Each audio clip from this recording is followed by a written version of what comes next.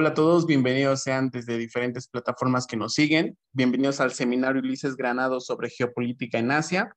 En este es su segundo año que estamos dando este evento, que es un muy buen evento.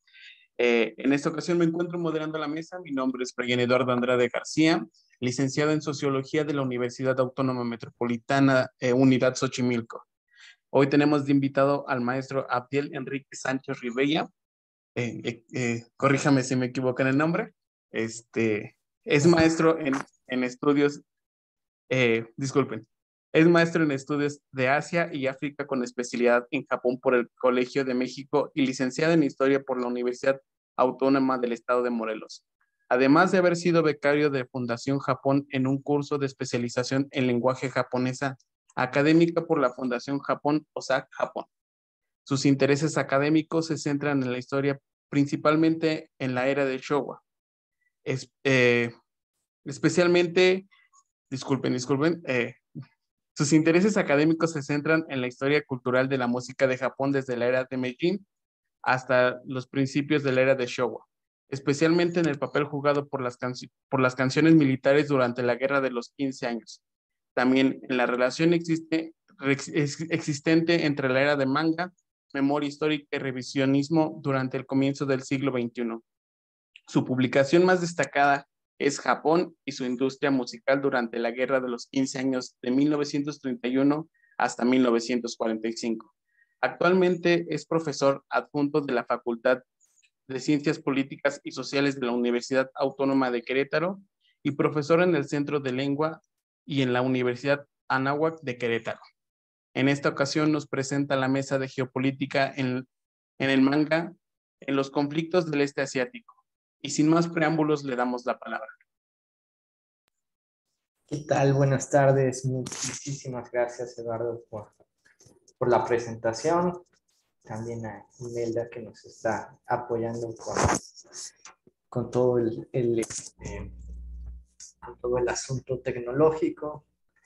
Y bueno, pues también al grupo de estudios sobre Eurasia, que siempre hace este tipo de eventos, que son para, pues bueno, en este caso para recordar al profesor Ulises Granados.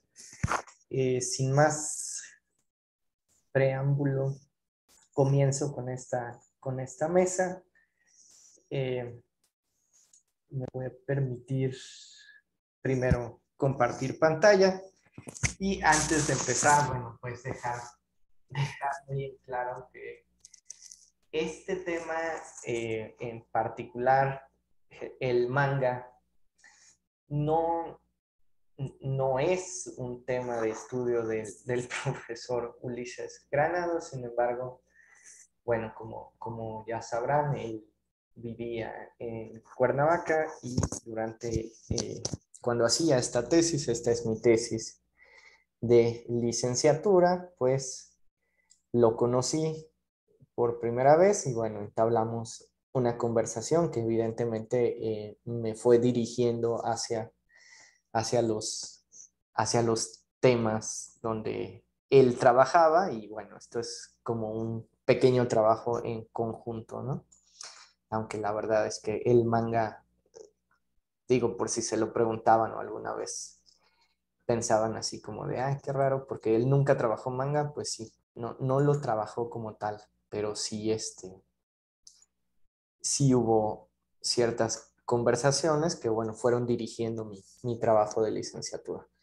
El objetivo de esta mesa y de esta ponencia es analizar a la geopolítica de la región del este de Asia por medio de una mediación cultural que en los últimos años pues ha recobrado bastante notoriedad y es el manga.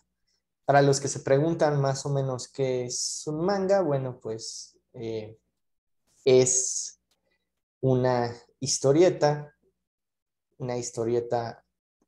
japonesa, pero inspirada evidentemente en Occidente, ¿no? Los primeros mangas llegan por ahí de la era Taisho, entre 1914 y 1916, y poco a poco se van adoptando. Hay muchos japoneses que viajan a Estados Unidos en esta época se quedan de alguna manera maravillados con que existan comic strips en los periódicos estadounidenses y bueno, pues regresan a Japón. Pero esto solamente es una parte de la historia del manga. Evidentemente hay otra historia que es pues la raíz autóctona, ¿no? O sea, evidentemente desde el periodo Edo, incluso hay un libro de Brigitte Koyama Richard que se llama 1000 años de manga, ¿no? Como si el manga tuviera 1000 años en Japón y bueno, pues es como esta simbiosis entre los comics strips estadounidenses, la bande dessinée francés y el manga japonés, bueno, pues lo que forma, ¿no? Y el corpus de lo que es un manga. Y con ello se busca rendir un homenaje al doctor Ulises Granados, quien, aunque no tocó el tema de los mangas, sí fungió como un lector importante de mi tesis, aportando ideas y sus visiones sobre la geopolítica de la región en un periodo bastante álgido de la política de la región, ¿no? Que es el año 2005. Entonces, ¿qué pasaba en el año 2005? Bueno, pues es la conmemoración número 60 del aniversario del final de la Guerra de los 15 años. Recordemos que en Japón hablar de Segunda Guerra Mundial, bueno, sería un poco olvidar que la guerra para los japoneses empezó en 1931, cuando el ejército japonés invade Manchuria, ¿no? Partes de China, evidentemente el noreste de China, y comenzaría la guerra en 1931 y terminaría en el 15 de agosto de 1945, por lo cual hay un nombre historiográfico japonés que me gusta mucho, que es la Guerra de los 15 años, aunque bueno, es toda una lucha historiográfica por saber cómo llamar a este conflicto. El 60 aniversario del final de la Segunda Guerra Mundial o de la Guerra de los 15 años, pues es en 2005. Japón en la época es el aliado más importante de Estados Unidos en la región. También hay un tema por ahí de que comenzó en 2001 una guerra contra el terrorismo por parte de Estados Unidos y Japón como su principal aliado en la región eh, se tiene que rearmar, ¿no? Recordemos que hay un artículo 9º en la Constitución japonesa que nos dice eh, pues que Japón renuncia para siempre a la guerra como medio de resolución de disputas internacionales. Entonces está todo el tema de que si Japón se rearma, si se tiene que rearmar para poder aportar algo en esta guerra contra el terrorismo. También el 2005 pues es el ascenso de Corea y China como rivales económicos y políticos. China se convierte en la segunda economía más grande del mundo hasta 2007, ¿no? 2006, 2007.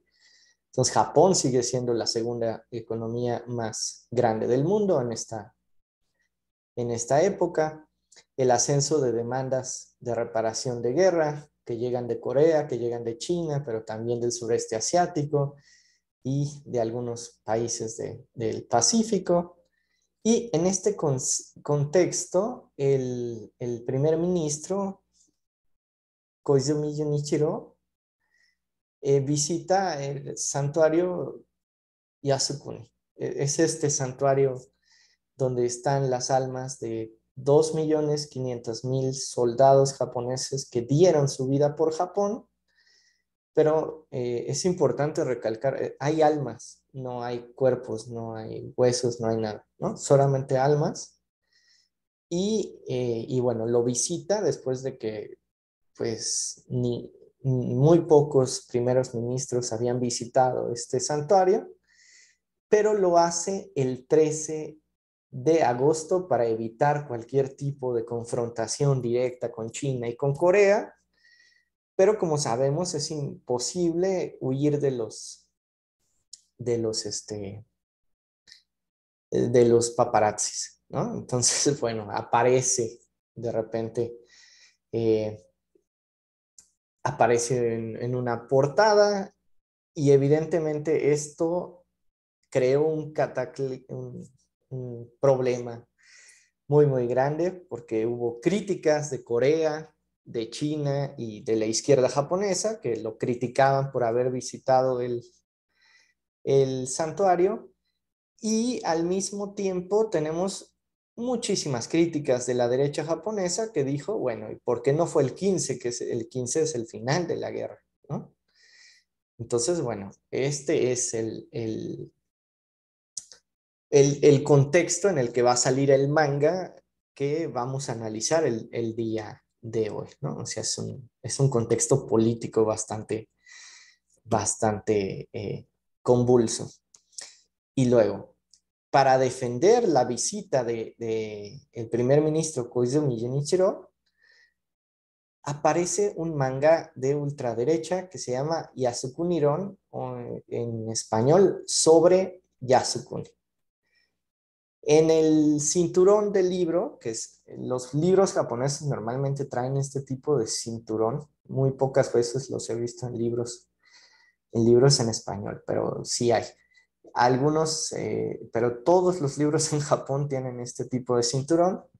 Dice, bueno, esto es lo que debe de saber, eh, este es el Yasukuni que se debe de conocer por sentido común, y publica un manga donde se hace una defensa al santuario al mismo tiempo que recalca las ideas jingoístas y patrioteras que la derecha suele remarcar, ¿no?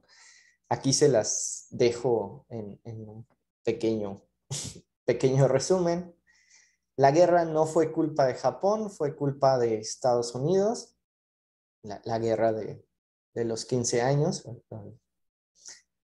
Corea y China mienten, tanto en número de muertos como en consecuencias, como en lo que están diciendo. Las mujeres de confort, estas mujeres que fueron cooptadas por el ejército japonés para trabajar en burdeles, fueron prostitutas a sueldo, por lo tanto no hay ningún crimen. Y la víctima de la guerra es Japón, ¿no? Recordemos esta ambigüedad que rodea a Japón. Es un país que atacó a otros países, pero al mismo tiempo, en toda la historia universal, es el único país que ha recibido una bomba atómica, ¿no? De hecho, dos bombas atómicas. Por lo tanto, hay una victimización hacia Japón como una víctima debido a un racismo estadounidense. Y, eh, y la última, bueno, Yasukuni es parte de la tradición japonesa, ¿no? Esto en realidad no es tan cierto porque Yasukuni es un templo bastante atípico, o es un santuario bastante atípico. En la historia japonesa los templos tienen nombre, es decir, se le dedican a una persona en específico, ya sea el templo de un samurái o el templo de un miembro de la realeza famoso, etcétera, etcétera. Pero que exista un santuario sin nombre, es decir, para 2.500.000 soldados, eso es algo bastante moderno, ¿no? No es parte de la tradición japonesa, a reserva de que algún día nos pongamos de acuerdo sobre qué es lo tradicional en Japón, pero bueno, eh, este problema es bastante interesante, ¿no? Yasukuni como parte de la tradición japonesa, y algún día tendríamos entonces que tener una charla como estas, pero para ver qué es tradicional y qué es lo moderno.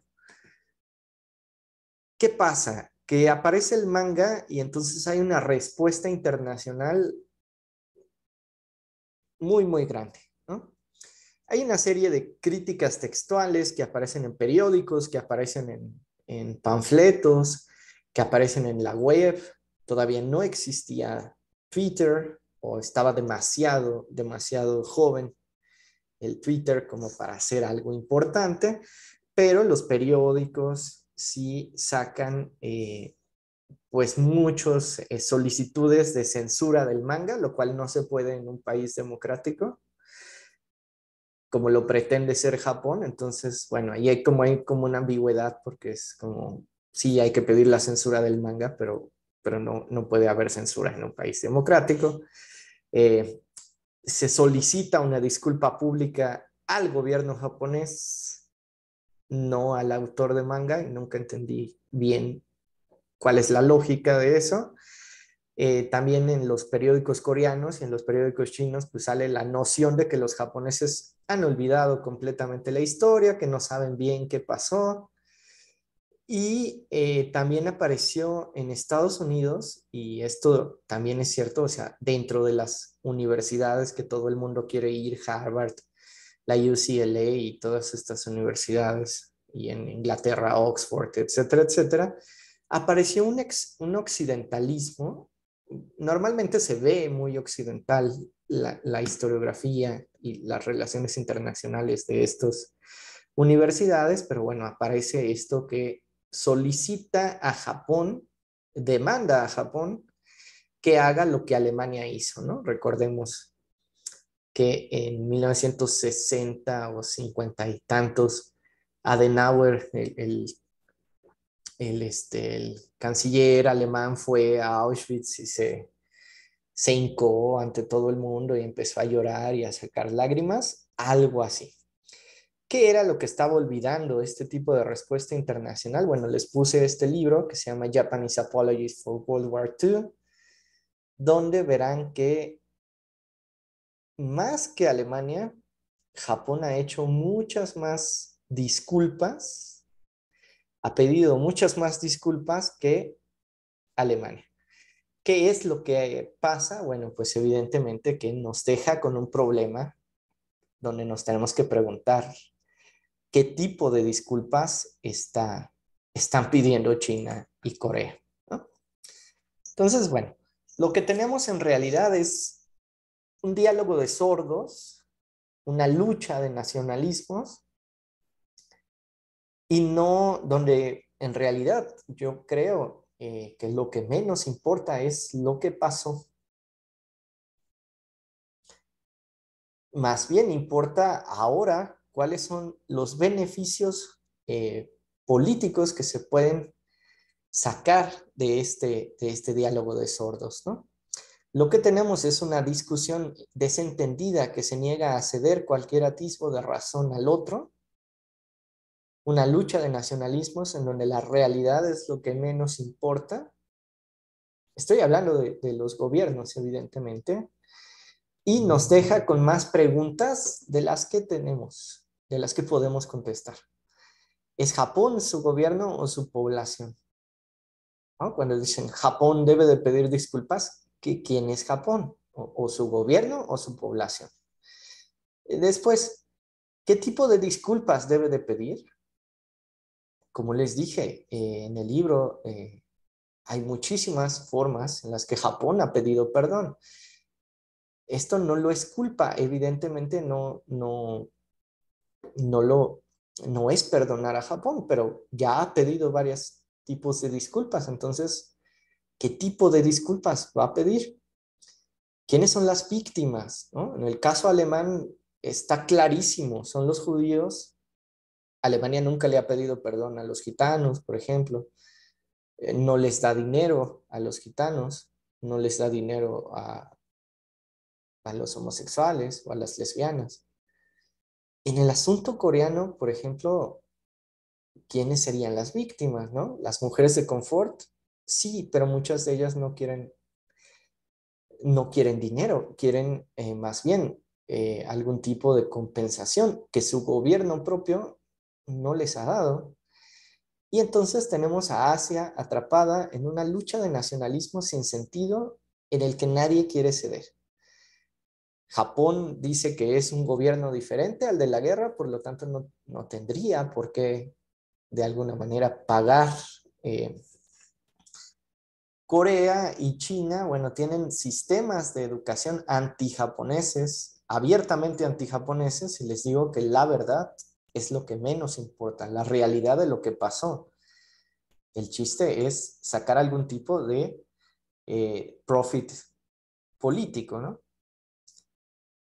Y lo que les decía, para acabarla de amolar, en el diálogo de sordos, los académicos occidentales han hecho grandes esfuerzos por minimizar y o desmentir los datos falseados que sostienen los mangas. No es tan complicado, los mangas son mentiras, en realidad, o sea, los mangas de Kobayashi Yoshinori son mentiras, o sea, es lo que hacen los historiadores, pues es decir, aquí se murieron más personas. Esta batalla, en realidad, se murieron más chinos que japoneses, etcétera, etcétera. Entonces, ellos desmienten estos datos, sin embargo, en la mayor parte de los casos, pues no existe un entendimiento del medio de comunicación conocido como manga. Las críticas que hacen los académicos occidentales son buenas, o sea, son de alguna manera lo que buscan es desmentir el manga. Lo que no entienden ellos es qué es un manga. Y ahí hay que partir, ¿no? Porque surge la necesidad de una metodología que comience por el análisis del objeto de estudio.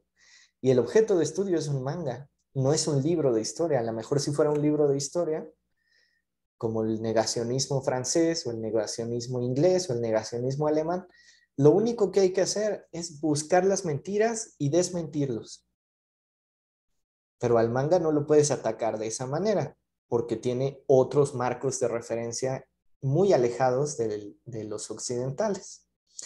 Por lo tanto, la pregunta que debemos de hacer antes de intentar algún tipo de lucha contra el manga, pues es ¿qué es el manga y cómo se configura dentro de los marcos de creencia de la actualidad japonesa?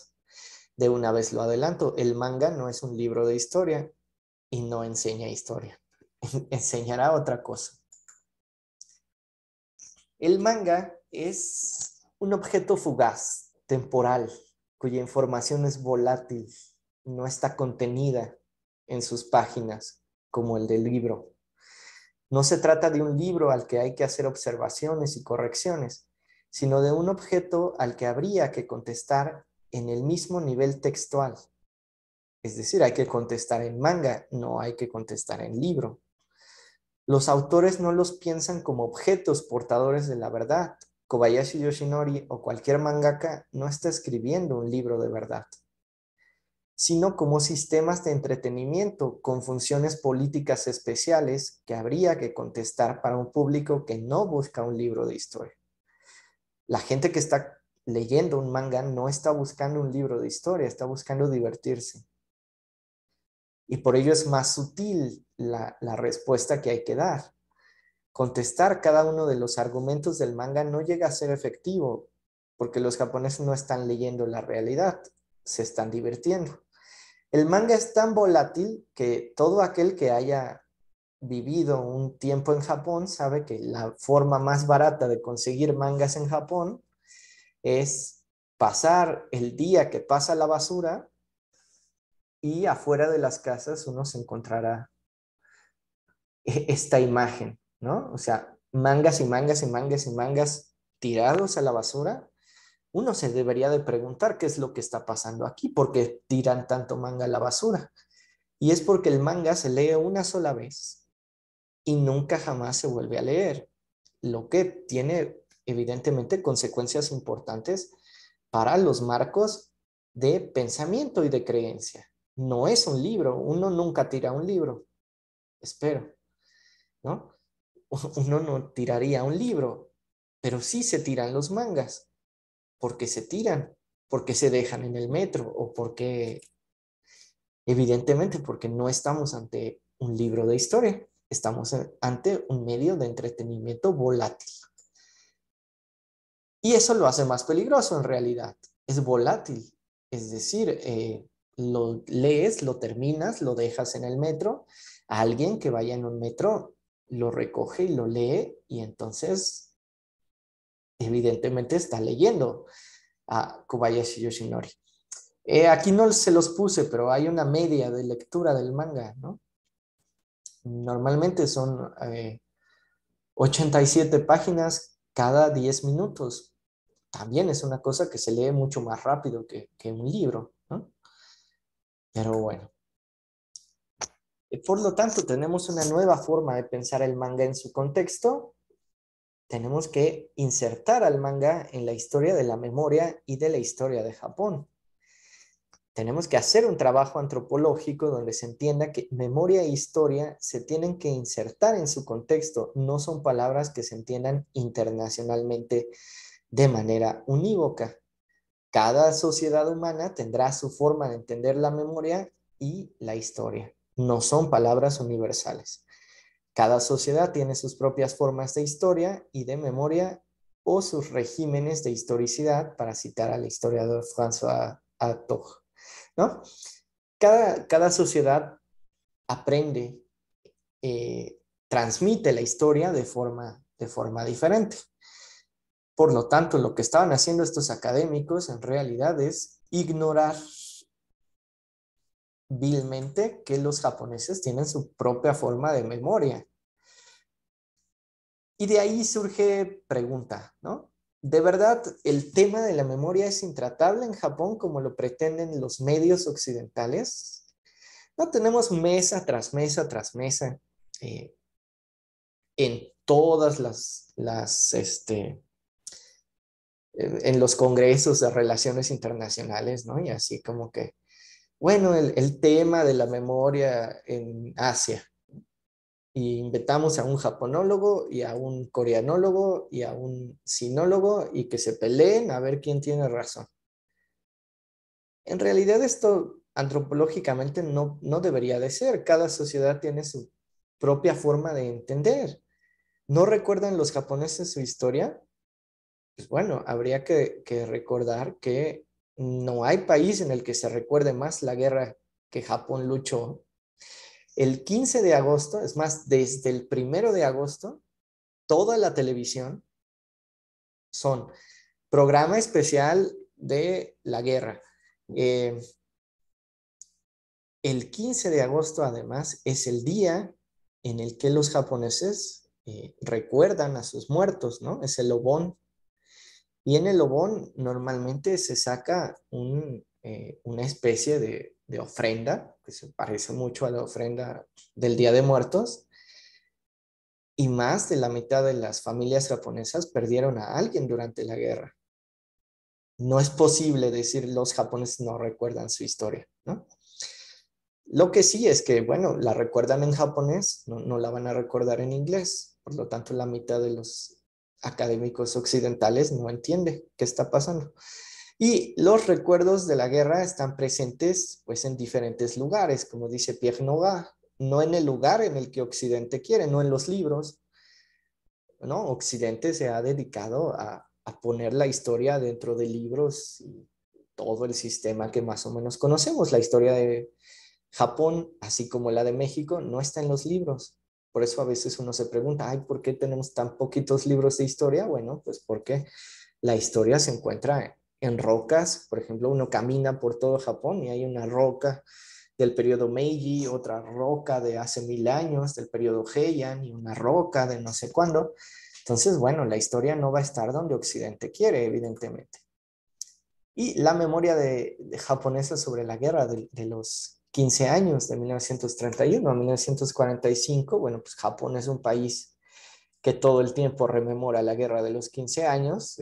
Hay lugares conmemorativos, de repente uno va pisando piedritas, ¿no? Como en Alemania, en las Stolperstein, estas piedras que dicen aquí pasó algo muy importante. Bueno, pues en Japón también hay.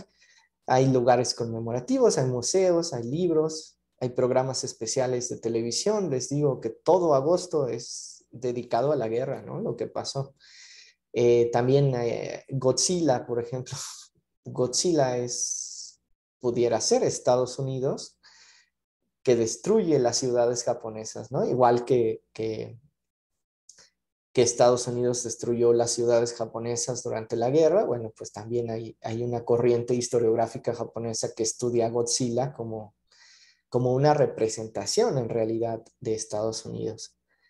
Evangelion también, ¿no? Los japoneses se tienen que esconder en un refugio, igual que había refugios durante la Segunda Guerra Mundial. Entonces el anime y el manga son lugares de memoria, no de historia, de memoria. La memoria de una sociedad siempre es evidente en sus propias pautas culturales y no en los lugares universales que Occidente le gustaría ver, ¿no? Ahora bien, si hablamos de historia, la historiografía japonesa, es decir, ya la historia seria, la que se hace dentro de las universidades, tampoco carece de avances importantes en el conocimiento del pasado. De hecho, a veces es bastante avanzada. Tienen traducciones de todo, ¿no? De historiografía rusa, de historiografía alemana, de historiografía francesa, de historiografía mexicana. Todos se lo conocen bastante bien. Una vez más, no carece de avances importantes en el conocimiento del pasado. Una vez más, lo que Occidente dice de la historia japonesa tiene que ver con una visión sesgada por el idioma inglés. Una vez más, los japoneses no historian, es decir, no hacen historia en inglés, la hacen en japonés. La historiografía japonesa está en japonés. A veces eso se olvida, muchas veces. Es muy importante para el conocimiento de las consecuencias de la guerra, su cultura, su forma de actuar. Y hay una serie de historiografía de izquierda, de derecha, cultural, global, etcétera, económica. Hay de todo tipo de historiografía en Japón. No es estática como lo hace pensar las críticas de las universidades.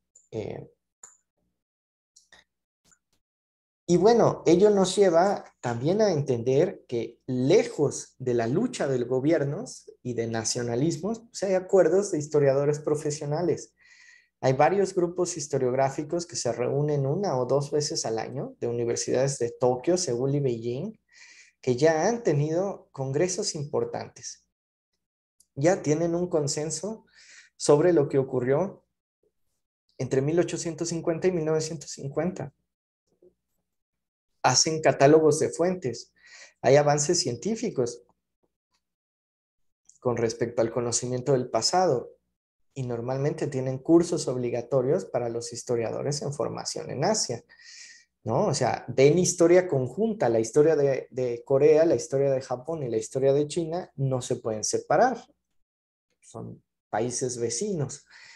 Y bueno, ya estos acuerdos y grupos de historiadores profesionales, pues ya le llevan una ventaja gigante a los gobiernos, evidentemente.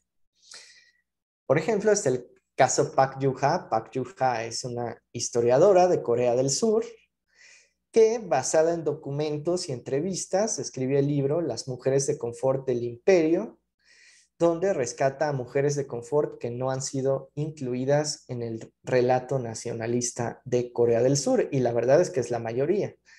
La relación de las mujeres de confort era más compleja que la historia coreana cuenta, es decir, esta historia edulcorada donde llega un soldado japonés y arrastra de los pelos a una mujer coreana y se la lleva para ser una prostituta del imperio japonés.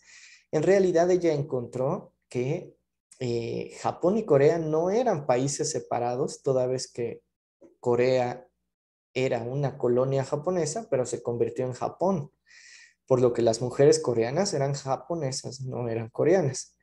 Existieron dealers de mujeres pobres coreanas, pero la mayor parte de las veces esos dealers eran coreanos, eso no lo acepta el gobierno de Corea.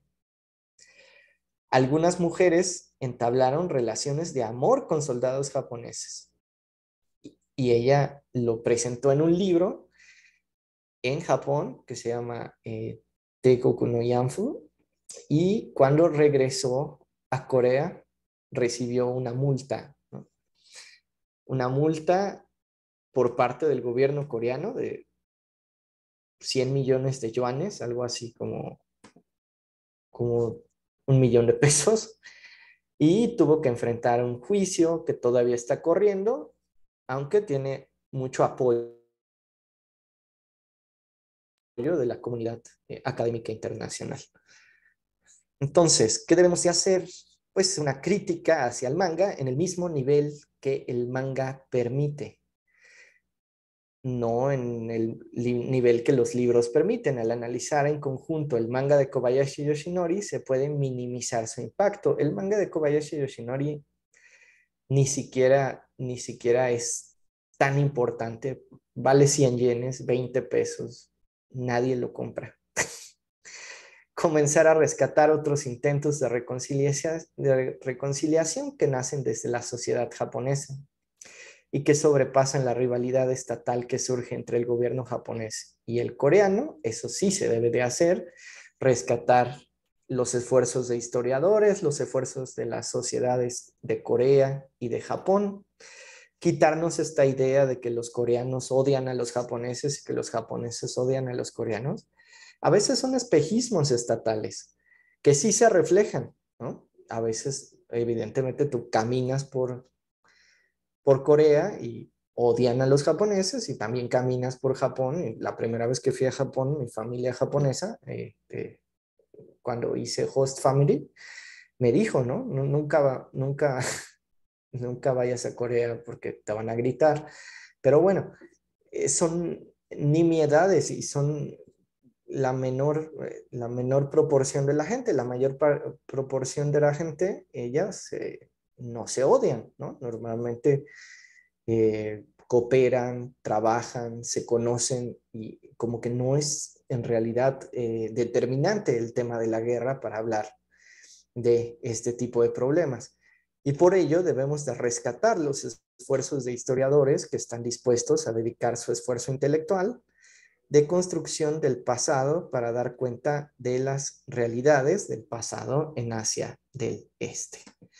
Como conclusión, bueno, pues se debe de analizar el manga de Kobayashi Yoshinori desde una perspectiva amplia que comprenda la historización de este como mediación cultural. El manga es una mediación cultural, al mismo tiempo que el desarrollo de la memoria y de la ciencia histórica en Japón trasciende el diálogo de sordos que impera en el espinoso tema de la lucha memorística entre Japón y sus vecinos.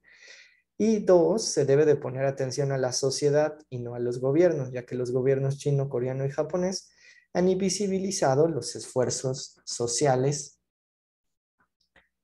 que pudieran poner un freno a resolver los temas candentes que han surgido como problemas en los últimos años.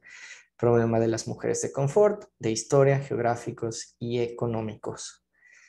Por su atención, muchísimas gracias y espero sus preguntas. Bueno, pues en esta ocasión tendremos un poquito la dinámica un poquito más diferente. Me gustaría que se va a volver a transmitir por la página de Estudios sobre Eurasia. En esta ocasión le vamos a hacer una pregunta. En el contexto político actual de Japón, ¿cuál es la perspectiva que tiene el manga para proyectar la política mundial actual?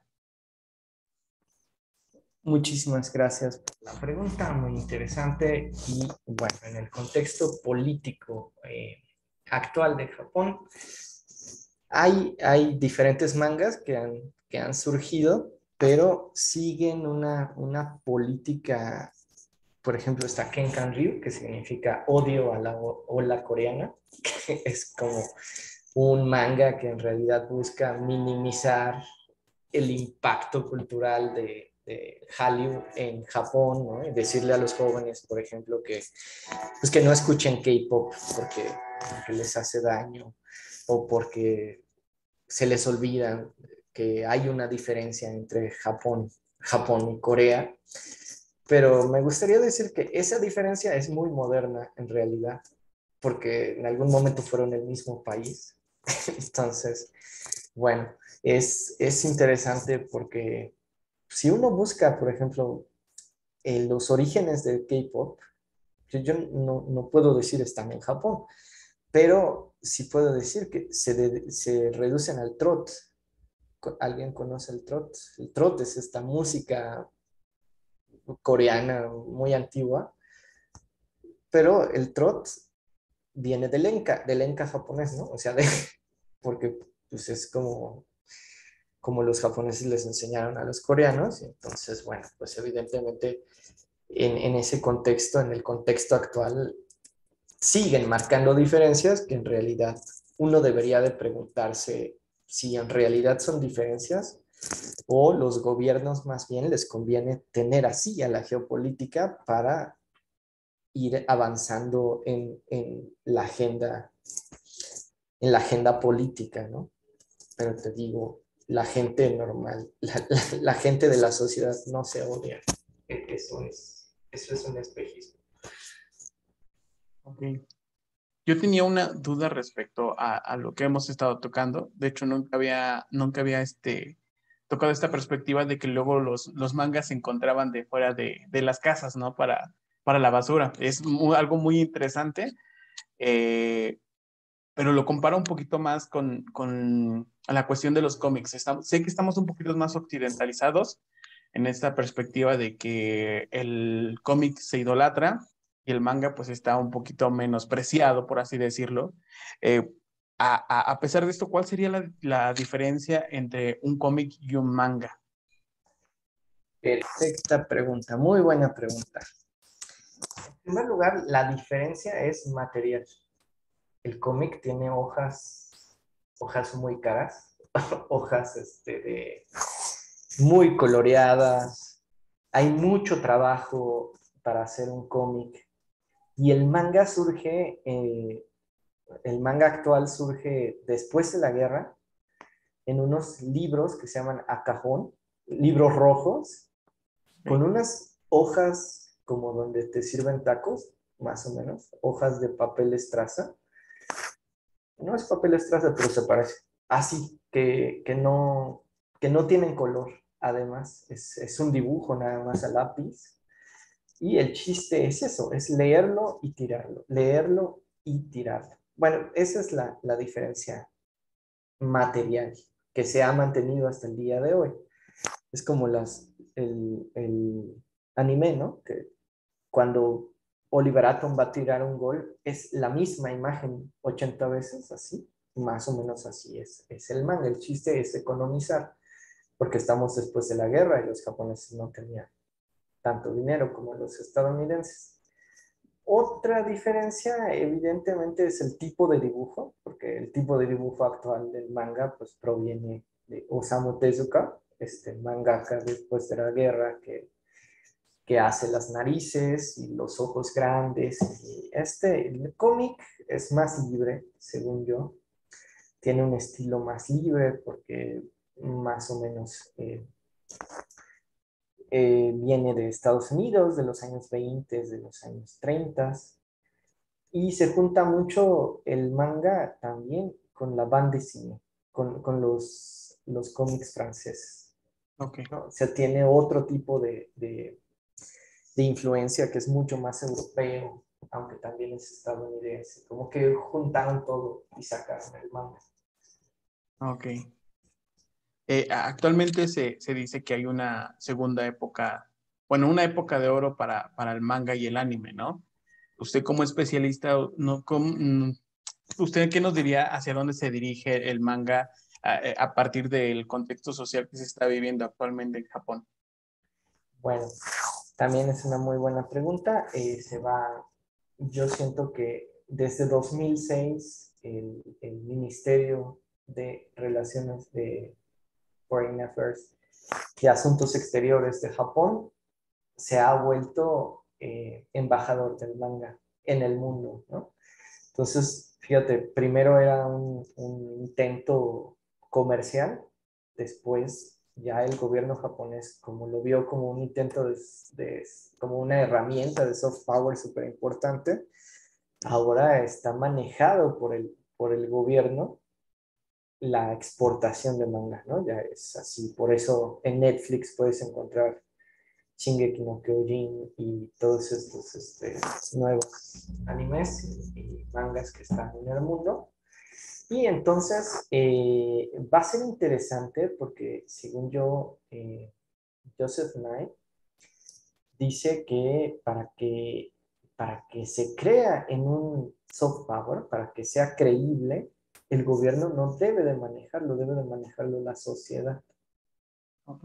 Y ahora que el gobierno está encargándose de promover el manga, me parece importante que no ha decaído la creencia en el gobierno japonés, ¿no? Entonces es como una contradicción que vamos a ir explorando. Pero bueno, el manga se ha convertido en algo tan cotidiano que incluso en México todo el mundo está leyendo manga, ¿no? Otra vez me metí el metro y muchísima gente lee mangas y también nos habla de que no es algo específicamente japonés, es algo global ahora. Por eso mismo me sorprendía la idea de que luego los mangas están fuera de casa de algunos japoneses, cuando aquí he visto muchas personas que los coleccionan, ¿no? Que llegan Claro. hasta buscar en diferentes lugares el tipo de contenido. No sé si quiera agregar un poquito más respecto a la conferencia que nos acaba de dar. Bueno, nada más que evidentemente el manga, yo creo que una de las cosas que nos enseña es que desde finales del siglo XX, 1990, con todo el auge de la computadora, la gente hablaba del final, el final del libro, ¿no? Como el final del papel, que el papel se iba a acabar, etcétera, etcétera, y que todos íbamos a estar leyendo en computadoras. Yo creo que estudiar el manga, una de las cosas que nos deja como corolario es que el final del papel no llegó y que no va a llegar cerca. Incluso se empoderó mucho más gracias a la computación, porque el manga uno lo puede coleccionar, como tú dices, en papel, etcétera, etcétera, y otros ya leen manga en internet. Y también eso, en lugar de debilitar al manga, le están dando mucha más fuerza, porque ahora tiene mucha más volatilidad, porque puedes bajarlo en PDF. Y yo no sé quién inventó el EPUB, que no me termina de gustar, pero en realidad lo que hace es darle un punch de fuerza y que todo el mundo se ponga a leer manga, ¿no? Entonces, claro, ya si tienes más dinero. También, ahora que decías eso de por qué en México los coleccionan, yo creo que es por su precio, porque en Japón son muy baratos el manga. Por 20 pesos podrías tener un manga, por eso los tiran. Pero en México un manga yo creo que no baja de 100 pesos. Entonces, si ves además la disparidad de sueldos y muchas cosas, yo no tiraría 100 pesos a la basura. Para los japoneses, sí. Así que si algún día vas a Japón, seguramente levántate temprano el día de la basura y puedes recolectar mangas gratis.